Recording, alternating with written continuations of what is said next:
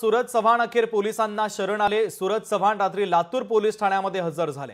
पहाटे सूरज चव्हाणांना जामीनही मंजूर झाला, तर सूरज चव्हाणांसह 10 जणांना रात्री पोलिसांनी ताब्यात घेतलेलं होतं, मात्र लगेचच त्यांना जामीन देखील मंजूर झालेला आहे। महत्त्वाची आणि मोठी बातमी आपण पाहतोय, सूरज चव्हाण अखेर पोलिसांना शरण आलेत। सूरज चव्हाण रात्री लातूर पोलीस ठाण्यामध्ये हजर झाले, तर पहाटे लगेचच सूरज चव्हाणांना जामीनही मंजूर झाला।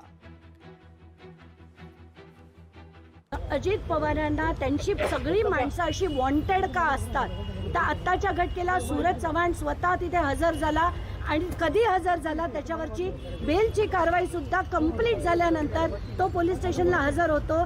लाज वाटते मला की आपल्या उपमुख्यमंत्री पदाचे जे आपले अजित पवार आहेत त्यांचा माणूस त्याच्यावर सुद्धा तो सुद्धा फरार होतो आणि उपमुख्यमंत्री बघत असतात। गंमत चालली आहे महाराष्ट्रात आणि कायद्याची आणि सुव्यवस्थेची तर अगदी धिंडवडे उडवून ठेवली। शरण बिरण काही नाही आला, तो हे सगळा ठरवून प्लॅन सुरू आहे। सूरज चव्हाणला या प्रकरणात वाचवायचा सगळा पूर्ण घाट राष्ट्रवादी काँग्रेस पक्षाच्या काही लोकांनी घातलेला, त्याला वाचवायचं त्यांना आणि आम्हाला मारायचं।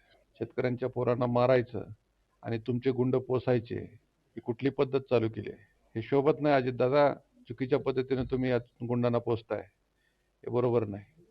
जीवघेणा हल्ला केला, माझ्या एखादा कार्यकर्ता मेला असता, माझ्या जीवाचं काही बरं वाईट झालं असतं, त्याच्या आई वडिलांना किंवा आमच्या आई वडिलांना काय तोंड दाखवायचं होतं? तुम्ही लोकांनी सत्तेत बसून सगळा महाराष्ट्र लुटलाय। लोकशाही मराठी ऐका, पहा, जागरूक रहा।